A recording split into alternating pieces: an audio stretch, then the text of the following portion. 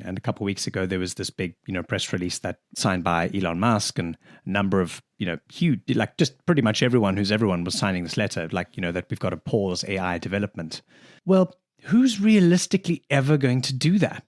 Are you now going to say, no, everybody down tools? Let's just keep it kind of, no, everyone stop. No, stop. You over there, exactly. Stop. It's not going to happen. It's out of the box now, and it's not going to be put back in. I still think we need to understand that what we're dealing with isn't actually AI. It's not thinking for itself yet. What this thing is doing is scraping out all the information that exists publicly in the world right now, and then rehashing it into something else. Yeah.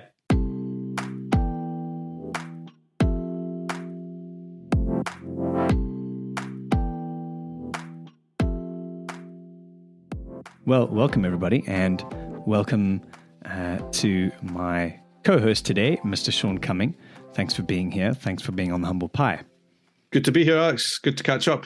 How's things? Yeah, very good. Thank you. Where I am in the south of Spain, it's warm, where it'll continue to be warm for the foreseeable, varying from hot to an absolute rotter. Over the next few months. So yeah, next time you see me, I might be in a spaghetti-stained wife beater. No promises. I heard about that over here in the UK. They've been saying on the news about how Europe has been so hot early in the spring already, and whereas it's actually been a really bad spring over here in the UK, where I am in Scotland. It's been really cold and miserable. So that's just kind of standard for us. But hopefully the summer will appear soon.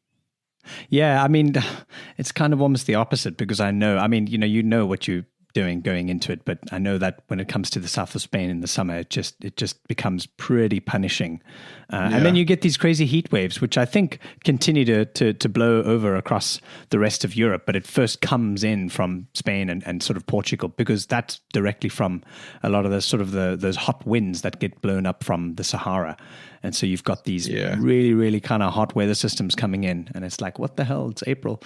And it's funny because in Spanish, there's this saying, abril aguas mil, which means in April, it's the time for rain. Normally it's the rainy season. And there has not been one drop. Wow. That's quite scary, right? For months. No, it's very scary. Yeah. It's bad because, well, we know climate change is a constant issue that we need to think about. But then, like, Spain, is one of the top producers of vegetables and fruits for most of Europe, right? Huge. And olive oil is obviously a massive export. I mean, everywhere you kind of look, there's olive groves. Yeah. Even when people aren't even trying to grow olives are growing. And so it's this constant force, and it's a massive industry here. So I remember I visited a friend who lives not far from you, actually, in Almeria, I think, a couple of years ago. And I just remember driving through the land there, and it was like a sea of plastic.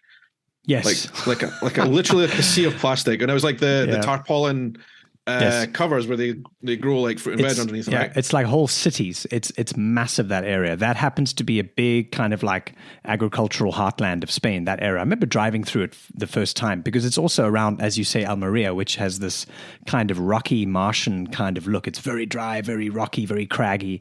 And then next to it, you've got these huge kind of, just for miles, grow houses, which look like, these sort of, Martian habitats.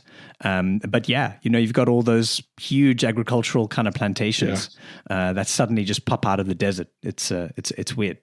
But so without water, let's see. Yeah. Well, the next episode of Shaun and Alex do agriculture. Next time you're going to see me with a hazmat suit on. Yeah. Exactly. Yeah. But so what's been getting your attention lately, aside from heat waves? Yeah, I know. So AI is a thing that just is not going to go away, and it's something that's increasingly part of our lives. I use it basically every single day now in my own personal projects, but it's kind of creeping more into the corporate world as well, regularly, and it's just something that I think we all need to make use of as best we can, lest it replace us. So walk me through how you use it on a daily basis. I suppose. Okay, well, what's on that list? There's ChatGPT, I suppose. What else? So, I mean, that's really the main one for me. I've used a couple other tools like Jasper and all the rest of it. But so as a content creator, I do YouTube, I do blogs. I've got a number of different kind of little sites and stuff that I work on. And it really, really helps me to produce content at scale. And I also, YouTube, for example, one of the things it takes one of the longest time is writing out the description of the video and stuff like that, and it really saves a lot of time. And then you've got like email marketing, keeping all my audience engaged on email. It can help with that. Yes. And it's just about striking a really good balance between having personality involved in this stuff and then having something that can produce content at scale. I think that's where we have to be, and I think that's where everyone who creates content, whether it's on a personal level or for a corporate, is going to have to be. I think it's going to have to be. Use it to create content at scale, but also inject personality. And that means that basically you're editing work that AI might have produced for you in some senses. Well, yeah, it's funny you say personality, because if you use GPT-4, man, there's a whole lot of personality there. It's not perfect, but I suppose in a sense, the definition of personality comes down to something that's unique and that isn't perfect. There's an imperfection. There's a sort of a kind of a voice behind it or in it. And so if you're using it to ideate, I think that's good. But a lot of the time, especially down, it comes down to the quality of the prompt and how much detail you can give it, how much context you're able to give it. But it really can articulate things in, not just the kind of the breadth of what it can do. Obviously, we know that it's smart. It's powered by so many, just the size of the records and what powers the language model is huge. But at the same time, it's also got that depth behind it, So, yeah, I mean, do you think that it could be the kind of thing where eventually we might not distinguish between something that has a human personality and something that we think has a human personality, but it's actually AI? Yeah, I think we will definitely get to that stage. And I actually think we're almost quite close to it in some senses. I'll touch on that in a second, but that's why it's going to be really important. I think the winners and losers in this, the winners are going to be people and organizations who are able to understand that this thing has its own personality, but can they train it on their own personality and on the tone of voice that they want to put forward, and on their own data as well. I think in a world where we're going to be flooded with AI content, if we talk about written content for one, we're going to have absolute floods of AI content out there. Which is fine, but then people are going to look, I think where people will gravitate towards is a piece of content connected to an identity of a brand, of an individual or an organization that they really trust or like. Right. So I think those are going to be the winners, and those winners are going to have to obviously use AI, but they're going to have to use it in a way that they are able to bring out their personality and let it shine. And things are going to be personality led, and you can see that, like YouTube, for example, people really, really like YouTube because they have direct conversations with another person. But even that's evolving. Like, so something huge, I think not many people are talking about, but YouTube is investing a lot of money right now on something people are calling like no-face YouTube channels. Yeah. And so that's basically where you would cover a topic in a video, but your face is not necessarily in it, and neither potentially is your audio. So you write a script, or you get AI to write a script, and then you can get AI voiceovers. But you're telling a story about a topic you want to cover, something that's of interest, but your face is not in it. So that allows a lot of people who are not comfortable with being on video to create content. Wow. So that's something that's going to, I mean, if you think about YouTube, YouTube is not just a platform, but it's an entire culture of content creation and how it's given birth to everyone from PewDiePie to Casey Neistat to Logan Paul to everybody else, and those are just the big ones. But at the same time, it's, when you think of YouTube, you think of a YouTuber. There's someone doing the YouTubing. There's someone providing, the voice, presenting the content. And now we're taking that away. Well, so I think those big personalities, like you mentioned, the Casey Neistat and that type of stuff, and all creators are going to have to, you're going to still have those personality-led channels, sure, yeah, right? And I think that will always exist, and people will always gravitate towards people. There'll always be an audience, yeah. But what I'm thinking with this kind of no-face stuff, which will also emerge alongside it, and I'm not sure if that will ever overtake, real personalities or not, but I think it connects quite closely into like anime culture. So I've never been involved in like anime and all that kind of stuff, but essentially what you're looking at is a cartoon, right? It's a fictitious thing that speaks and looks like a person, but it's a cartoon, right? Which people love. And I think these kind of no-face channels will evolve, that people will create a character kind of in that direction. Yeah, in that direction. Exactly, which it's a character that tells you information about a topic. and it'll tell a story. It'll be really informed. So I kind of think that that'll be the direction that But he side won't be of stuff there. is. It'll be an avatar. Yeah, it'll be a character that someone creates for themselves. Sounds like Mark Zuckerberg. It does, yeah. Where crazy, did that man. all go? Where did that all go? What a big hoopla! Like maybe not even 2 years ago.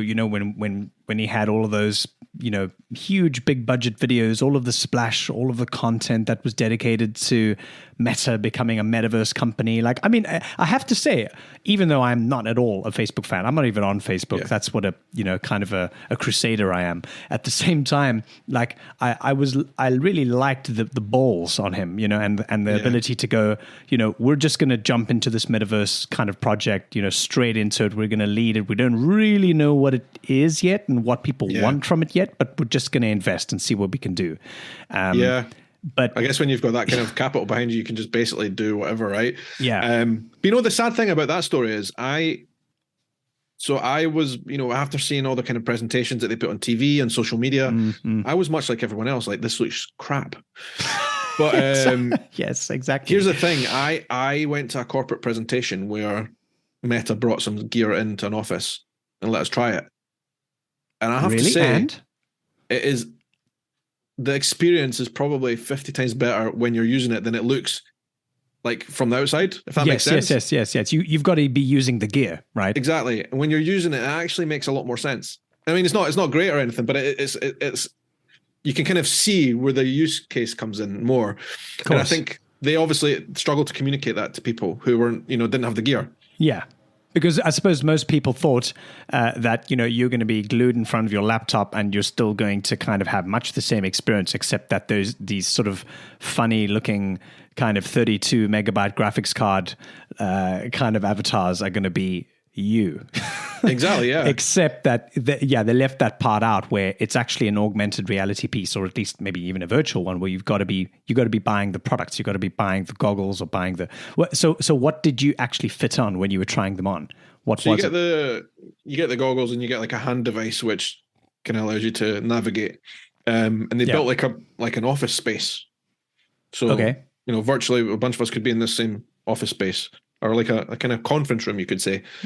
And it was actually kind of cool. I like the nerd in me was like, oh, that's that. I can kind of see it now. Like it looks and feels a lot better in the flesh than it does like when they try and like show you the screenshots, basically. Yes. And it did feel quite immersive. And I could see with a bit of development that actually it might be something that actually does take off eventually. So I can imagine that Mark Zuckerberg is quietly seething that the launch that they didn't pick up. People mocked it, but I don't think they're going to do away with it. I think they're going to quietly work on this. I think so. I don't think that even though they might throw in the towel publicly, there's definitely still going to be some worker bees working on it, and maybe you kind of put it in the cupboard and see in 5 years' time, maybe there's a bit more of an appetite for it. I think that's definitely true. And then at least they would have that ability to say, well, we had a bit of a first mover advantage here. Exactly. But at the same time, like, experience is everything, especially when you've got a product like that, or an experience rather, that needs to be tried in order to be enjoyed rather than what it looks like, just like when you're trying a new pizza for the first time, or a cake or whatever it might be, like, oh, it might look crap, but when you taste it, it's a whole lot better. And then, but that's always then going to be a challenge. 100%. So it's an adoption of the look of it, but it's also an adoption of that of the hardware too. Definitely. That's the thing. The hardware is big and clunky, and I think for this to be adopted mainstream, it would need to become part of cool popular culture. I don't know, like you can imagine some kind of cool glasses brand making something that looks not too ridiculous and is not covered in wires everywhere. If that is a future, then I think that is something that will. All I'm imagining right now is Mark Zuckerberg and a bunch of expensive wayfarers. Exactly, yeah. Yeah. What would that look like? Crazy times, though. It is. I mean, one it of is. The things, one of the things I kind of touched on a little bit there when we were talking about, how will people distinguish between reality from AI? And when I said that I think we're almost close to that, one of the examples I think over the last week or two, maybe 2 weeks now, was when that guy, I can't remember his name, but he brought out a Drake song. Oh yeah. I read about that. I listened to it. It was actually pretty good. Yeah. And so the two things that happened was, first of all, the management, the music rights companies, put a stop to it immediately. We're like, nah, we're not having this. And then you had Grimes, who's Elon Musk's ex-partner. Yes. I don't know. One of them. Yeah. The next day, she released a statement saying, if anybody wants to make AI content with me, I saw that. My voice, go for it. I'll take 50% of the royalties. And I was thinking, that is genius. Yeah, exactly. You're either going to, go sort of Universal Music on this, or you're going to go Napster on it, right? Yeah. You're either going to challenge it and try and kill it and use the legal process, which in the long run, nobody benefited from, or you're going to go, cool, let's see where this goes, and just nothing to lose, no problem. Exactly. I'll take 50% of the profit, please. Yeah. Yeah. The don't you find it fascinating, at least for me, that as interesting and as cool and as exciting as the technology is, I find myself often kind of looking or being drawn more to the reaction of people and how it forces us to all kind of completely recalculate our positions on all these things. It's almost like, when a bride is coming down the center kind of piece of a wedding, and everyone's looking at her and no one's looking at the groom. It's almost like there's the piece here that I find interesting, where things like sentience and ownership and big concepts like, is AI actually being, is there a creator there? Is there something perhaps even being plagiarized? There's a lot of these plagiarism cases now that are coming out of it as well. I mean, universities are having all these massive issues with, ChatGPT turning academics and students into sort of lazy, prompt writers. And so yes, that's wrong now, but that's because we're still in the framework of how we're assessing things before something like AI or generative AI came along. But in 5 years, 10 years, are we going to have a different way of looking at that question? Are we having to redefine things? Yeah. I think we're going to have to, because this question is really only something that we've been aware of and talking about for 6 months. It's such a short period of time, and it's come on so quickly in that period of time. I know AI has been around longer than that, right? The type of AI that we're using, it has been around for years, but in terms of the public knowledge and use of it, it's been 6 months. It's such a short period of time that laws, regulations, governments, they're like caught with their pants down, and I think it'll take years for them to catch up on how to. Yeah, as is always the case. It's funny how it reveals new things, but often new things that or rather, you recognize some of the same old patterns, like with technology, with cryptocurrency right now, what a dog show that is as well, how they're trying to regulate that in the US. It's just kind of this constant catching up, which they never do. And it never happens. And so then the regulation piece, which is there to safeguard and to provide trust and to provide a layer of protection, ultimately, it stabs itself in the heart. Yeah. I think we will, though, ultimately, over 5 years, let's say, we'll see a massive shift in the way that regulation works in this area. And you can imagine all the big copyright owner businesses out there, or rights owners, they'll be thinking about this big time. They'll have lawyers all over it. and so I think there will be a stage where there's some kind of framework involved in this. At the same time, there's you mentioned 6 months earlier on, and a couple of weeks ago there was this big press release that, or rather an open letter, I think, signed by Elon Musk, and a number of huge, like just pretty much everyone was signing this letter, that we've got to pause AI development. And at first I was like, yeah, maybe a good idea. And secondly, after I was like, well, who's realistically ever going to do that? Are you now going to say, no, everybody down tools. Let's just keep it kind of, no, everyone stop. No, stop. You over there, stop. It's not going to happen. It's, it's out of the box now, and it's not going to be put back in. I still think we need to understand that what we're dealing with isn't actually AI. It's not thinking for itself yet. What this thing is doing is scraping out all the information that exists publicly in the world right now, and then rehashing it into something else. Yeah. And so everything that's doing is just stuff that exists out there, and it's just redrawing it or rewriting it or whatever the case might be.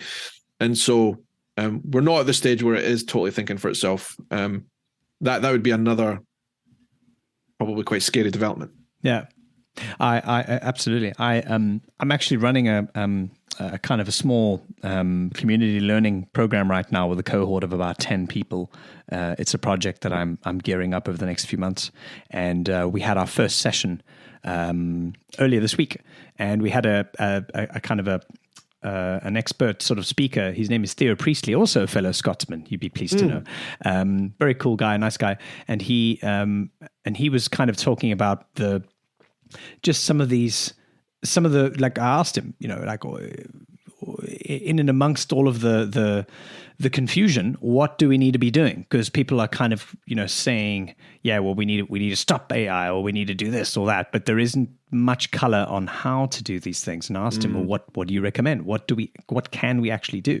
And he said, well, one of the things we should do is we need to take it out of the sort of the academic think tank environments. We need to kind of get out of the armchair and move away from sort of like still treating it like it's this thing that is still sort of hypothetical in a sense. Yeah. And then really involve the kind of the practicing professionals, the practitioners in the conversation about how it might threaten them and how they could kind of, I don't know, to either take a leaf out of their book or perhaps find a way to kind of get ahead of it a little bit before it steamrolls them. Yeah. Well, that's the thing. There are a lot of people who are worried out there, but I don't take that view at all. And I probably agree with your speaker there in terms of, I use this for my own benefit as a content creator. Yeah. Okay, there's two sides. Like I have a day job and then I have my content creator hat. On the content creator side, I can only see benefits from here right now. Like it just makes my work so much easier and has allowed me to scale quicker.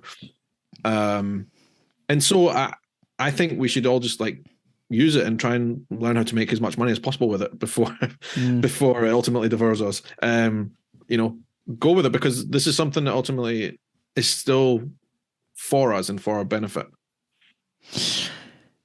Yeah. It's an interesting one. It's like, what's also interesting is to think about the areas where AI is maybe it's sort of likely to last have an impact. The areas where the human interaction or human skills or humanity is going to still kind of really retain its ground right until the last kind of moment. So someone in the cohort said, well, would you attend a live orchestra played by robot violinists? And I thought about that. Well, I mean, I'd be intrigued by the idea, but if I got proposed the idea of like, yeah, would you like to come to an orchestra tonight? And I mean, I'd see it first time around, obviously, just to be blown away by it. But would I keep on going? Would I appreciate it for the musical element? Would I appreciate it for the fact that something has been created? I think maybe in my heart of hearts, I wouldn't. I would want to see human performers, still. Yeah, that's a good point. And I guess it would be the difference between consuming something online, which is quite throwaway sometimes, right? You could listen to a piece of music that lasts 1 to 3 minutes or whatever, and even if you knew that was created by AI, you'd think, all right, whatever, cool. But then actually going to experience it in person, like in a a venue, then that's probably where you're always going to connect to humans on that level. Well, exactly, because something like that would be reproduced. They may perhaps it would be less sort of that. That's why we listen to music. We want that spontaneous kind of combination of things to come together and the sound to feel just right. There's that moment in between the beats and the tempo where it gels together. Whereas if something is kind of, or at least if it feels almost pre-planned, then well, what's the point? It's like watching a football game when you already know the results. Yeah, exactly. Yeah. But it is interesting. I think one of the other big developments I've seen over the last couple of weeks is people have created like plugins and agents are calling them. I don't fully understand the agent concept, but I know that you can, for example, have a team of AIs that interact with each other now. So if you have one goal in mind for a business objective or anything else, you can basically have a team of these AIs that interact with each other and ask each other for information to achieve one goal. Oh, wow. So that becomes really interesting. So each one will have its own role, within your kind of organization. That's another level of development, which is just it's kind of crazy to consider, but it is the development of this type of stuff. And at an organizational level, I mean, thankfully, at least one of us is gainfully employed. So like, how are things kind of being played out currently? What's the general attitude with the people that you work with towards AI? Is it one of sort of embracing? Is it one of fear? Is it one of curiosity? Like, I'd say curiosity is probably the biggest thing. Like, I don't think people, in general, who I meet outside or inside work or whatever, I don't think fear is the biggest word. I think it's curiosity more than anything. It's like, how can this help us? Which is good and it's positive. There's a lot of people asking me all the time and meeting me in content roles, like, how can we use this more? I guess the challenge is like, there's a lot of new, really, really new AI platforms out there. And this goes for corporates everywhere. I'm not sure they should be totally trusted with any kind of data at the moment. And so all as a general out there corporate world, I think that's something that all corporates should consider, like how are they trusting these platforms with data. So that's one thing. I guess what will be worked on by companies, and I'm sure someone will make a gazillion dollars off this, is by building platforms. They might already be in development or already exist, but platforms that can be siloed within an organization. So yes, you would plug in a platform, software, AI thing into an organization which is totally walled within it, and can't seek information without it. And so it would take all the information that exists within that organization, all the data, but it wouldn't expand outwards. And that's something I can imagine would be really useful for an organization, because it could notice patterns and trends within data. Yes. To high precision. Yeah. Yeah, exactly. That would take people a long time to kind of pick up on. That's something I think we will see in the corporate world. I would imagine. So this is the crazy thing, right? Either someone's developing that, or someone like, I don't know, should develop it. Like this is where big companies thrive and die, right? It's true. Yeah. I think that's because all these different platforms out there right now, they're cool and they're good to use, but on a corporate level, scary for all different kind of legal reasons, right? And so someone should, I don't know if I'm giving this idea away for free, right? Develop a platform where you can kind of silo it. Just share the royalties. Exactly. 50%, yeah.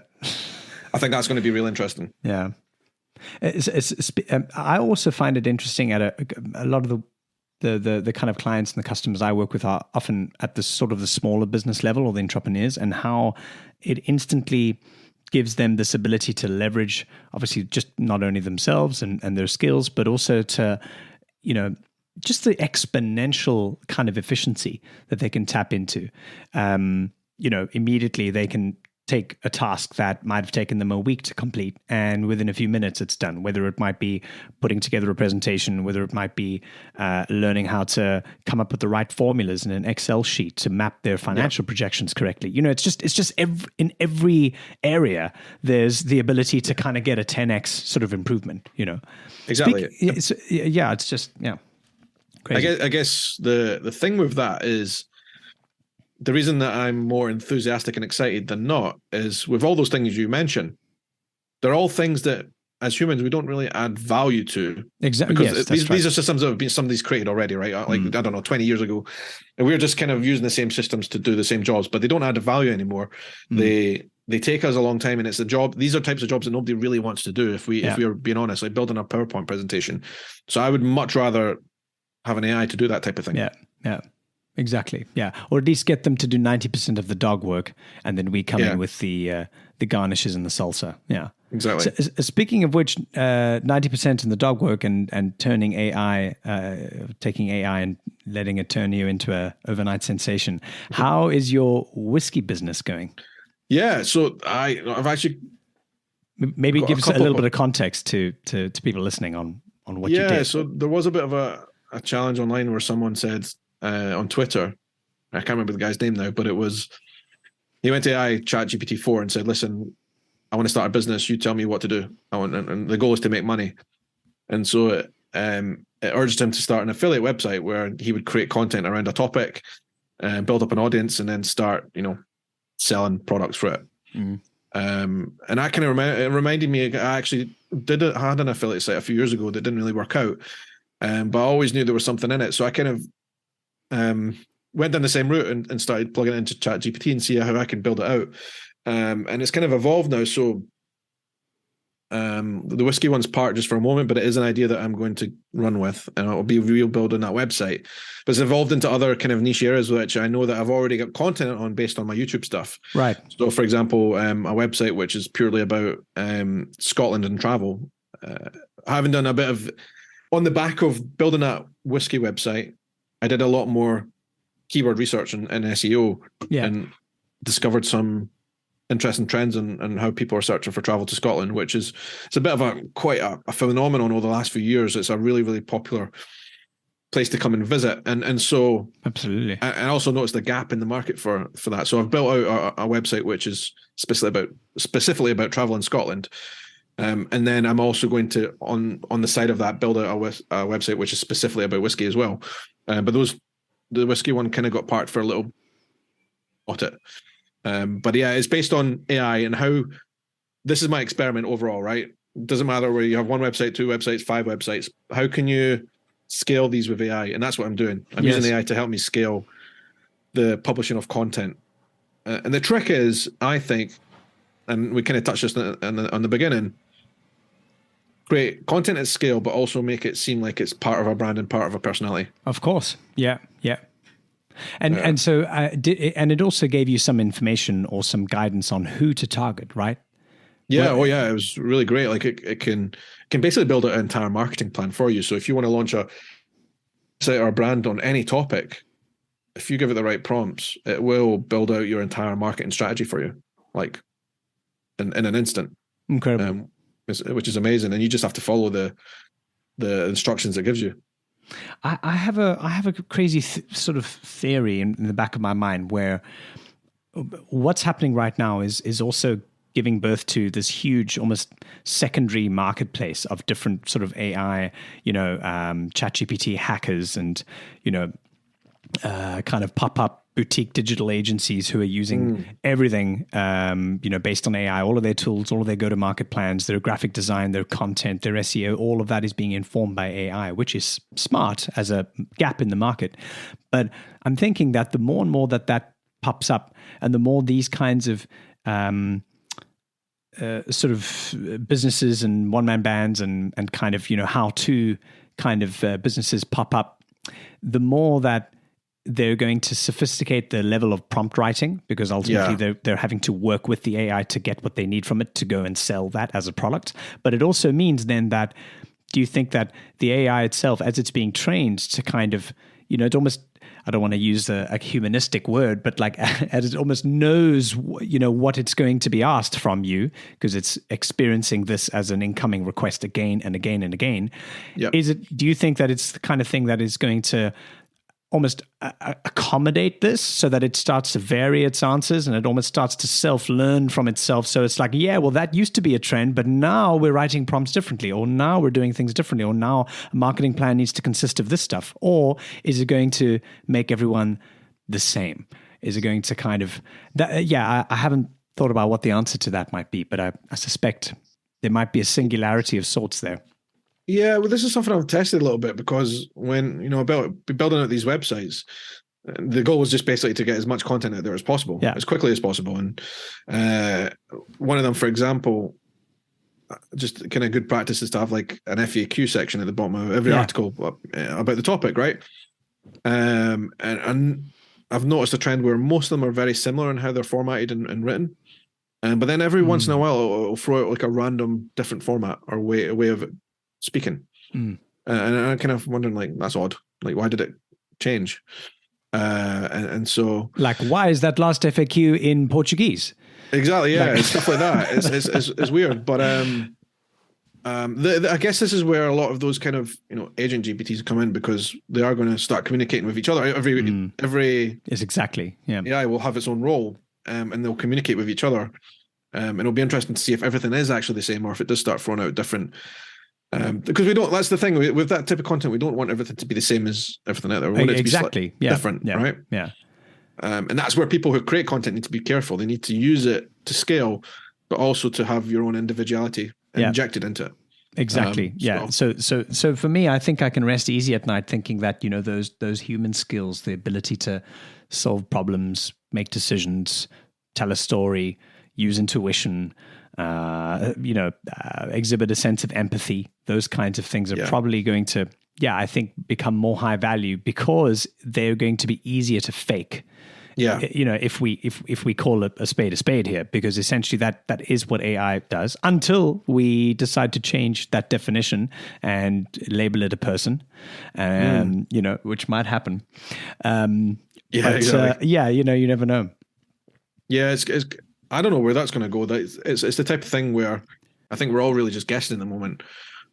Yes. So I think the most sensible course of action is for all of us, if we work in any kind of creative field, whether it's music or content or photography or video, whatever it is to make the most of it and use it as much as possible. So at least we understand it. I think everybody who's sensible should have a full understanding of how they can use it or how it's impacting their industry.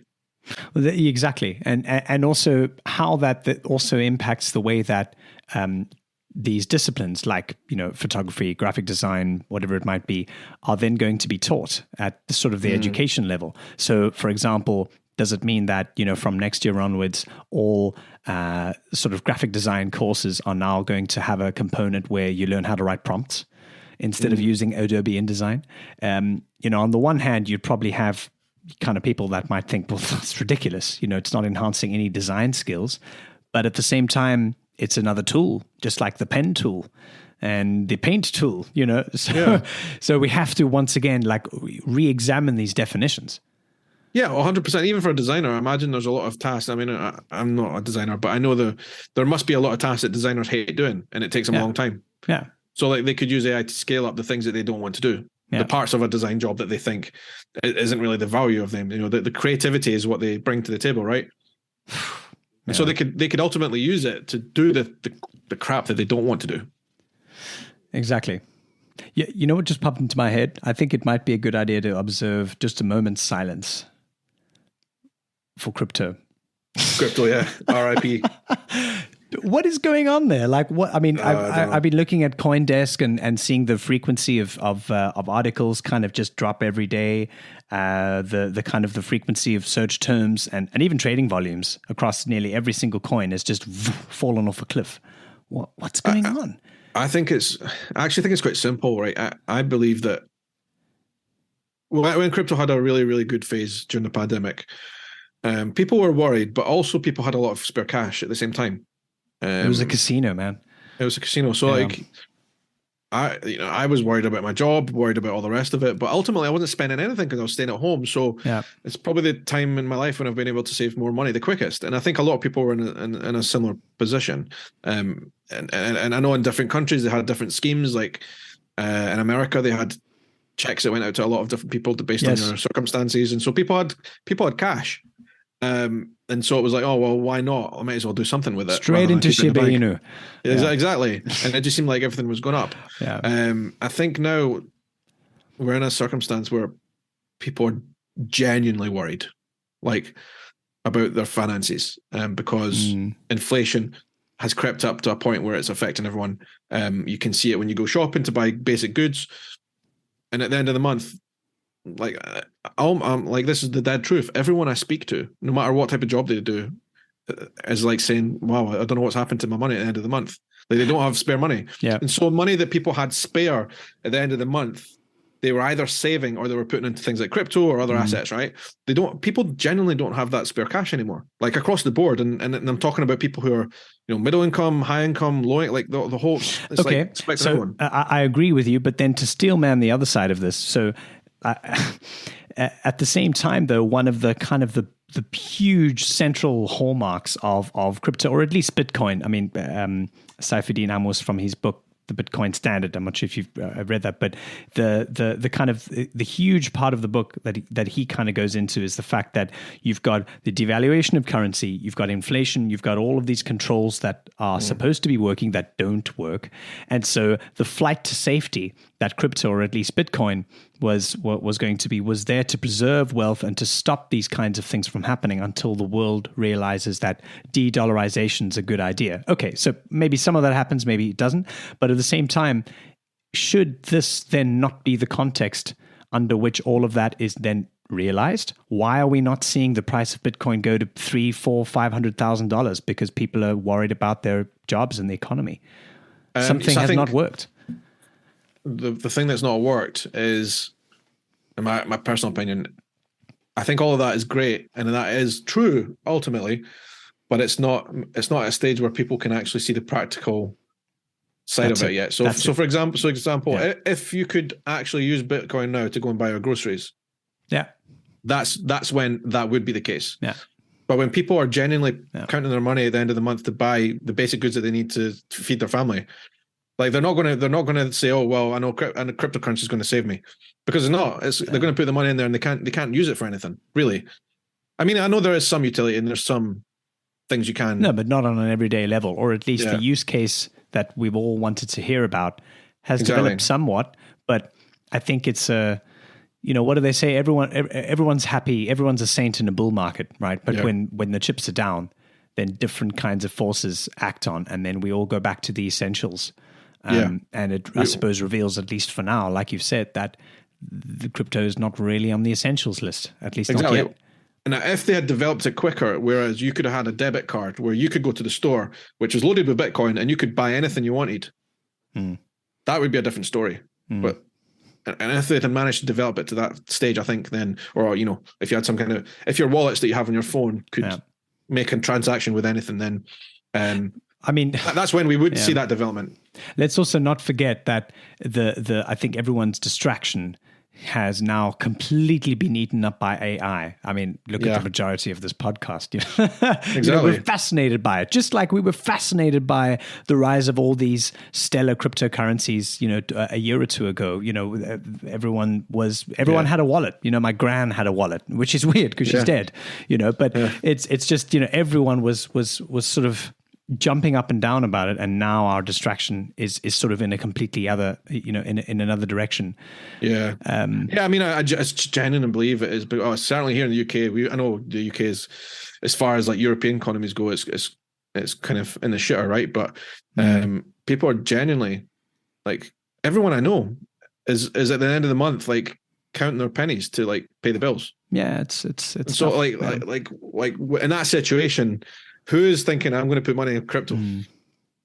Yeah, I suppose it raises more difficult questions, with who are we governed by, and what are the policies like, and what kind of future can we expect, and where can I go and buy a house? That's also the other thing. The housing ladder is just more and more and more difficult to get onto.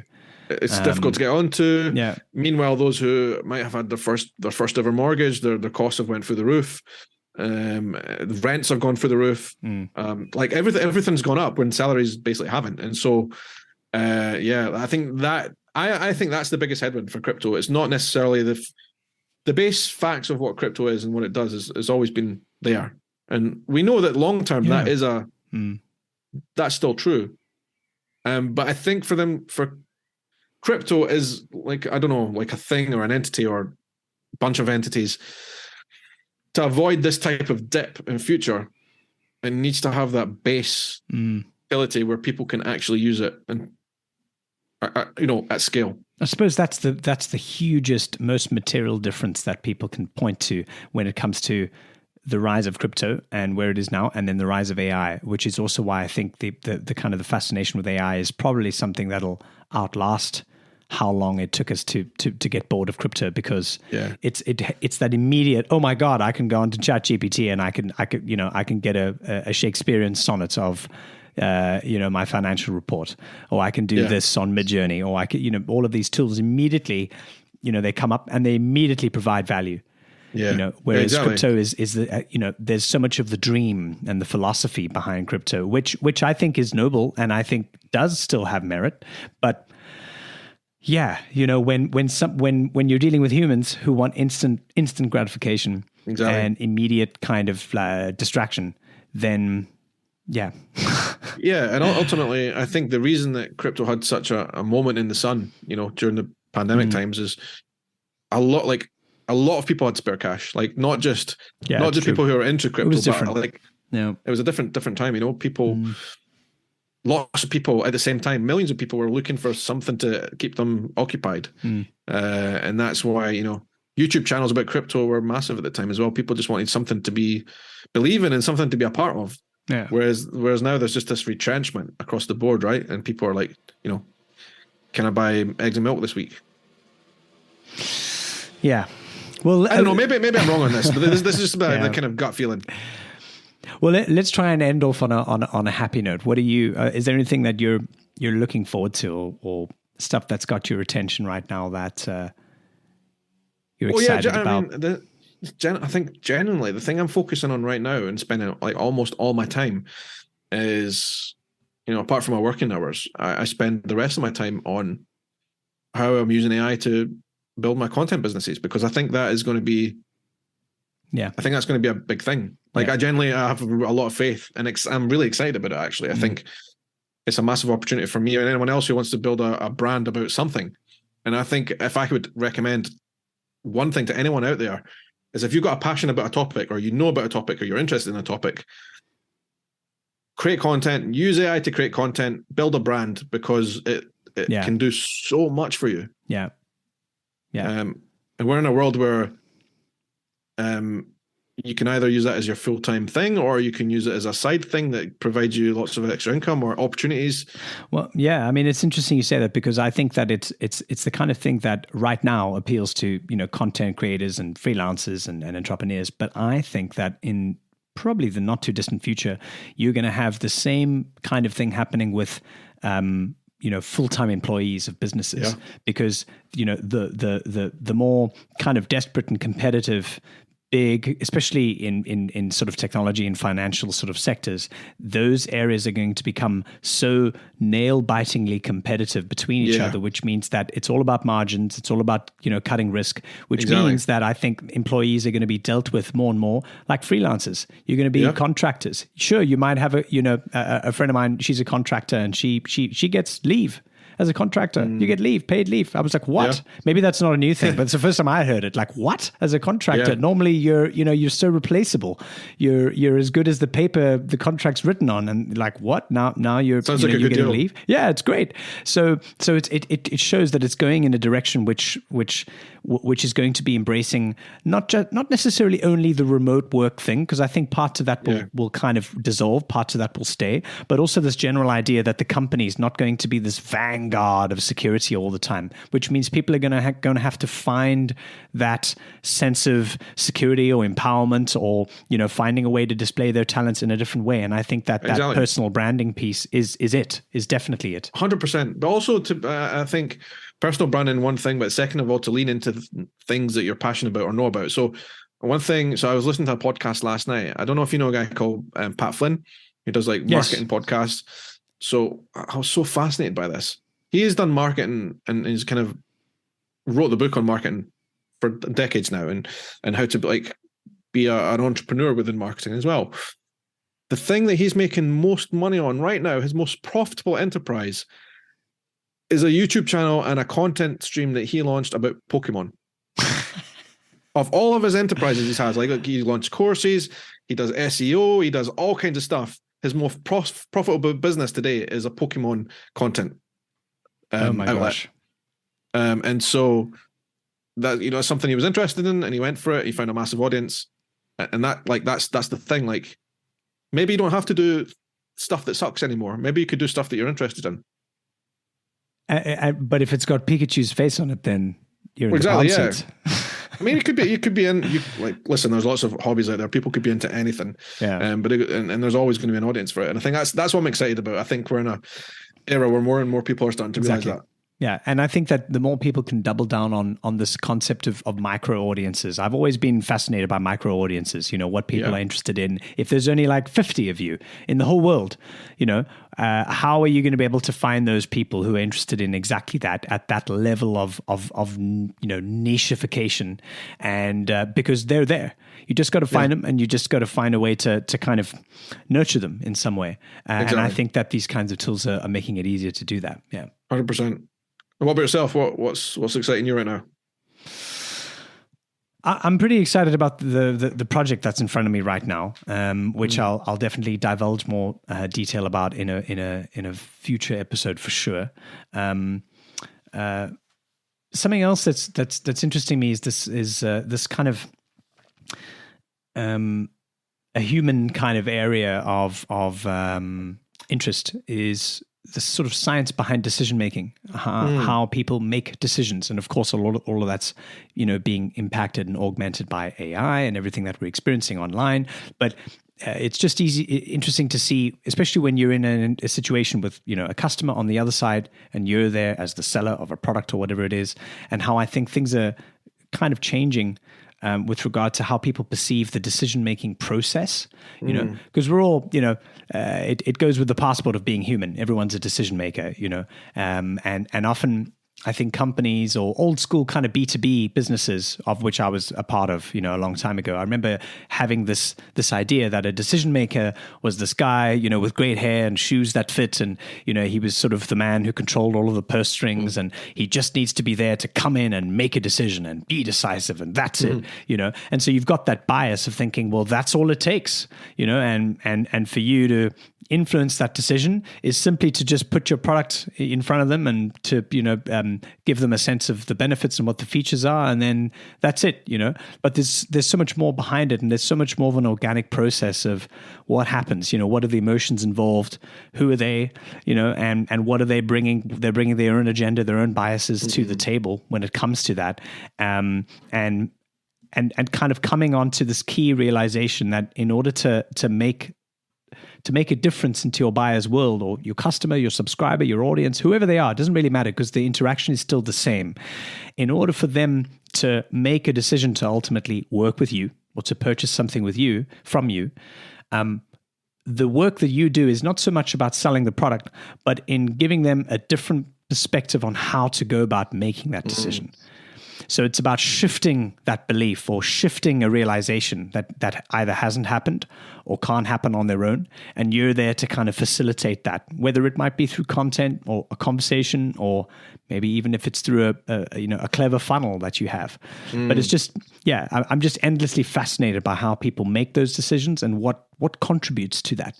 Because I think often we don't know why, we make decisions. And that's often because we have to, we're often in this situation where the bigger the decision is, the less informed we are.